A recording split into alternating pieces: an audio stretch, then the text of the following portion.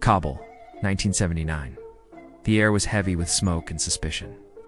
Inside the marble halls of the Tajberg Palace, a man sat alone, scribbling notes under the dim light of a desk lamp. His name was Hafizullah Amin, the teacher who became a revolutionary.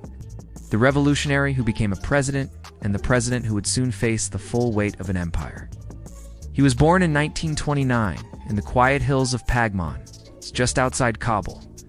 A Gil's-Eye Pashtun boy with sharp eyes and sharper ambition. He grew up among books, not guns. Mathematics, physics, logic. He believed in the power of thought, long before he believed in the power of force. Years later, Amin crossed oceans to study at Columbia University in New York. He walked the crowded streets of the 1960s. A young Afghan scholar watching a world brimming with protest and revolution. When he returned to Kabul, he carried more than a diploma, he carried a mission. In the dusty chambers of the Afghan parliament, Amin's voice rang out demanding equality, justice, and the dismantling of feudal power. To his followers, he was a visionary. To his rivals, a dangerous radical. And when the Saur Revolution erupted in April 1978, it was Amin's careful planning that turned chaos into control.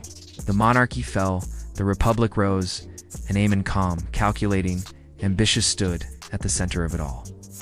By September 1979, he seized the presidency 104 days that would rewrite Afghanistan's destiny. He dreamed of a modern Afghanistan, a land of schools and factories. But behind those dreams lay prisons, purges, and 1,000 silent screams. It's said that in those 100 days, as many as 45,000 lives were lost to his regime's iron grip. Still, Amin believed he could walk a line that no one else dared to tread, intendant from Moscow, defiant toward Washington. He thought he could charm the Soviets, then outsmart them. On December 27, 1979, the plot unfolded. It began quietly over lunch. His cook, secretly turned by the KGB, served him a meal laced with poison. Amin collapsed, gasping, but survived.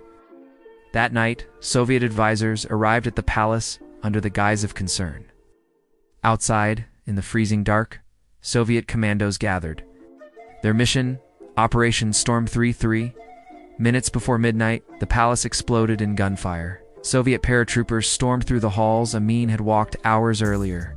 When the gunfire stopped, Hafizullah Amin, the president, the revolutionary, the dreamer, lay dead.